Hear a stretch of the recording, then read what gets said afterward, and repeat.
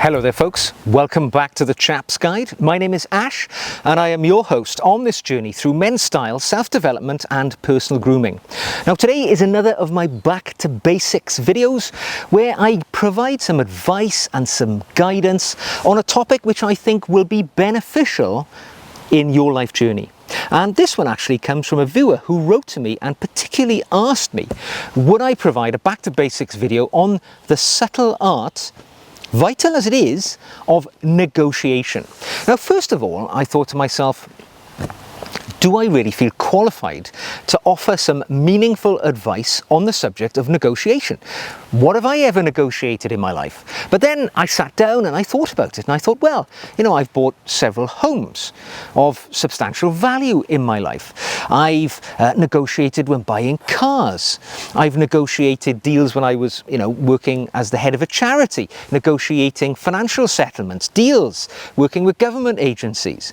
When I worked in law enforcement, I was a detective, and very much a big part of my job was interviewing criminal suspects. And in a way, that is a negotiation. It's a cut and thrust with an intended outcome at the end.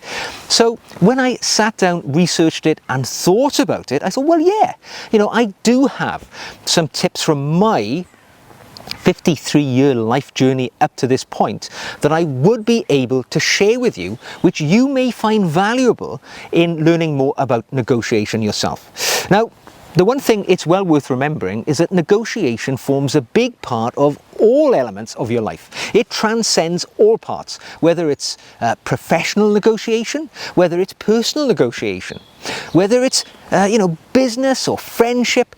At some point or another, you're going to be entering into, you might not think of it as negotiation, but you're both entering into a conversation where you seek an outcome and each party has to compromise or give something up towards that destination. So negotiation is quite important. Whether you're closing a deal or resolving an issue in a relationship or a friendship, negotiation is a big part of everyone's life, and it's worth perhaps just thinking about how we embark upon that negotiation journey. So to help you today, I am going to give you 5 invaluable tips that I've been able to distill from my life experience and the research which I have done for today that may help you become a better negotiator in life.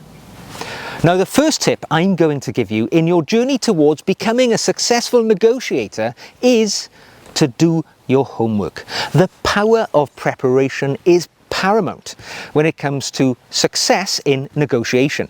And successful negotiation will begin with the research and the preparation a long time before any conversation comes into the situation at all.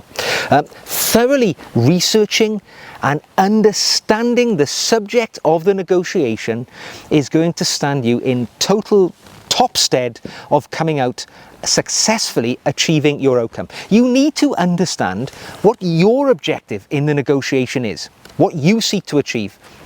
You need to think what the other party also needs to achieve in the negotiation. Once you understand both elements of where this conversation is likely to go, you are some way towards being prepared.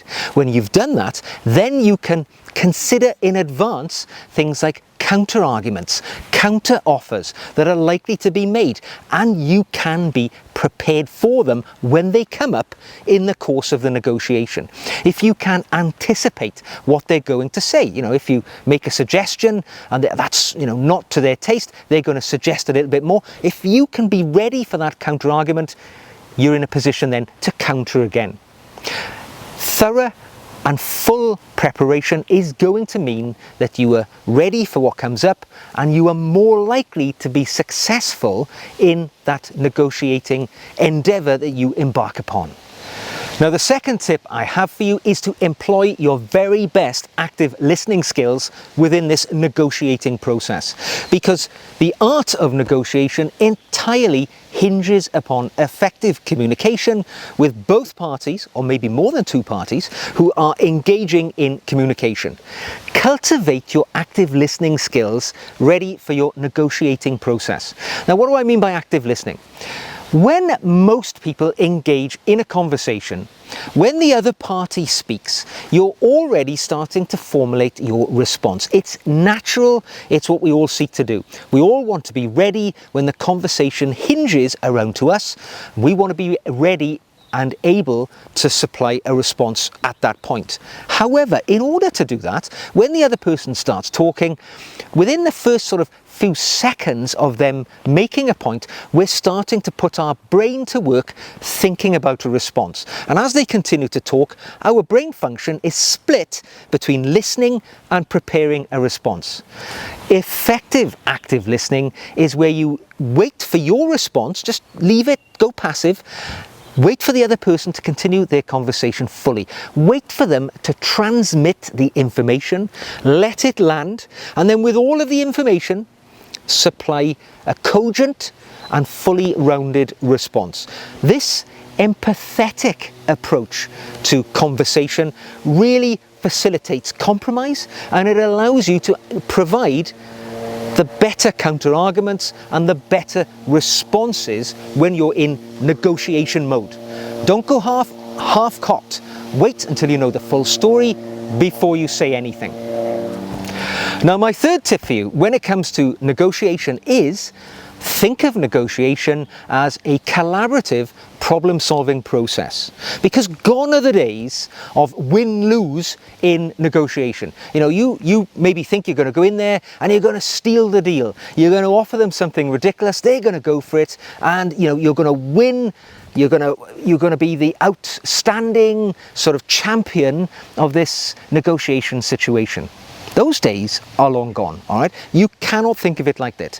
You need to foster a sense of collaboration, not an adversarial battle type stance in a negotiation.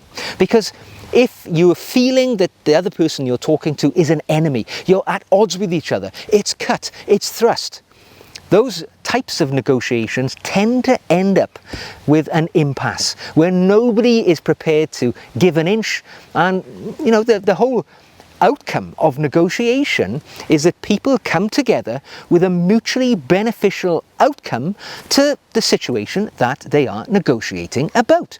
So this battle idea, this ideology that people have, I'm going to go in there, I'm going to knock them for six, I'm going to win it, it's never going to work, or it's never going to end up well for you. If the other party has got the same bullish attitude, there's going to be no winners. By brainstorming creative solutions, right? So, you know, you think about how you can both come to a livable compromise in your situation. That is where negotiation and successful negotiation will have its outcome. It's about satisfying the needs that everybody has, and it's not about going in there thinking you're going to put the other side to the sword. That'll never work.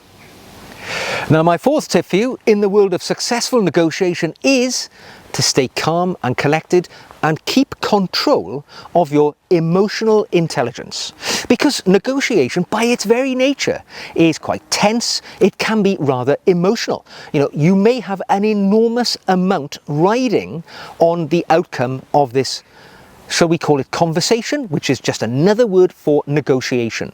You know, it might be a home that you're negotiating for. You're trying to get a price for which you can afford. This might be the home of your dreams, where you can visualize a future happy family life forever and ever. A lot is riding on it. You can become very tense. You can become very emotional in a situation like this. And how you respond under pressure like that, well, shall we say, the person who keeps calm and collected and can read the situation will be the person who is the successful negotiator in a scenario just like that.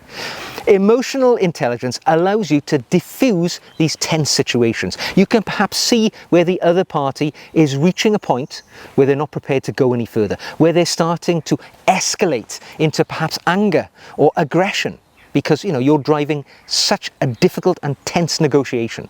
When you can get that emotional sense, you can back off. You can see there's no further ground to push. That is where we meet in the middle and compromises can be made. But that cannot happen if you become emotional, tense, and you get all of those feelings welling up and they're all coming out, you know, and it starts to escalate into maybe name calling, aggression. It's not going to benefit anybody. You're certainly not going to achieve the outcome you want, neither is the other party. There is mutual dissatisfaction by an outcome like that. What's the point? So stay calm, stay collected. By remaining composed and professional and respectful to the other party, you are far more likely to get where you want to be in the end. Now, my fifth tip for you is know your limits. Know when to walk away. Because while our negotiation is all about striving towards a mutually agreeable situation at the end of it, sometimes it's not going to happen. You are not going to be able to find a compromise and achieve the goal that you seek. And it's important to have a plan B, because, you know, if you know your limits, know where your bottom dollar is, you will then know when you can walk away comfortably, and you're not going to, you know, end up being in a very disadvantageous situation for yourself. Always have a plan B. You know, if, as I said earlier, that house is the home of your dreams, have a plan B. Don't stop looking for other homes just because this is the one that you've made, you know, a bid on and you're entering into a negotiation about, or, you know, you are going for a salary rise in your workplace and you've entered into a negotiation with your boss and they've kind of hit a point where they said, we're not going any further, but you feel your value is higher. Have a plan B. You know, always have another route that you can take so that you're not squashed into a corner where you have to accept whatever comes your way. So know your limits and know at what point you can comfortably walk away, and then have a plan if you ever come to that situation.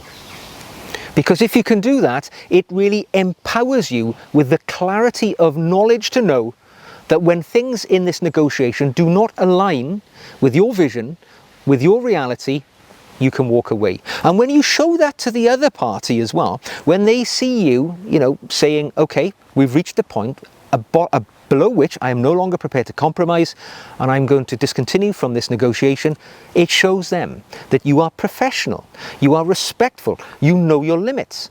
And again, it might have an impact on the way that this negotiation is going. So know your limits, know when to walk away, could actually be a very powerful negotiation tool within itself. Now, I know I said I was going to give you 5 tips today, but I'm going to throw a bonus in here because you've listened to the end. And this is one you might expect I would have thrown in here because I generally do talk about style and the power of dressing well. And my last tip for you will be this: do not underestimate the impact of your appearance on negotiation.